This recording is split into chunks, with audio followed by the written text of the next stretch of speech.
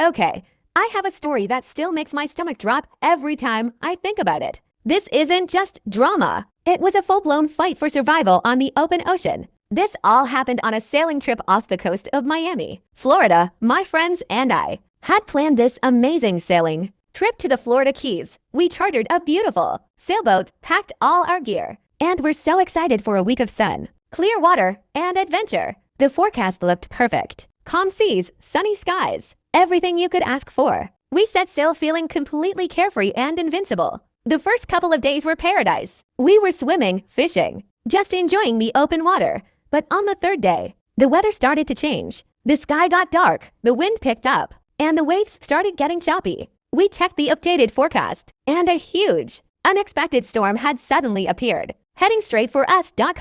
It was a tropical depression, and it was moving fast. We tried to head back to shore, but it was too late. The storm hit us with full force. The winds were insane, howling like a freight train. The waves grew into monstrous walls of water, crashing over the deck. We were getting thrown around like toys, clinging to anything we could. Rain was coming down in sheets, and visibility dropped to zero. The boat was getting tossed from side to side, and the mast was creaking under the strain. We had to take turns manually steering, fighting against the current that was trying to push us into shallower, more dangerous waters. At one point, a rogue wave hit us broadside, and it nearly capsized the boat. My friend, Sarah, was thrown against the cabin wall and hit her head. She was dazed, bleeding, and we were miles from any medical help. We were all terrified. We thought the boat was going to break apart, or that we would hit a reef in the dark. We were calling for help on the radio, but all we heard was static. We spent the entire night fighting the storm, convinced we wouldn't make it to morning. Just when we thought we couldn't endure another wave, the sun started to rise. The storm began to calm,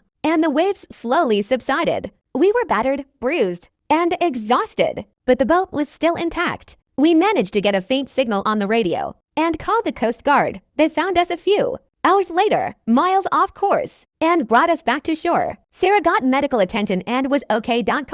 That day changed my entire perspective on nature and my own mortality. It taught me that no matter how prepared you think you are, the ocean is always more powerful. It taught me that sometimes survival is just about holding on for one more minute. And it taught me a deep respect for the power of the sea. We all got a second chance, and we never take it for granted.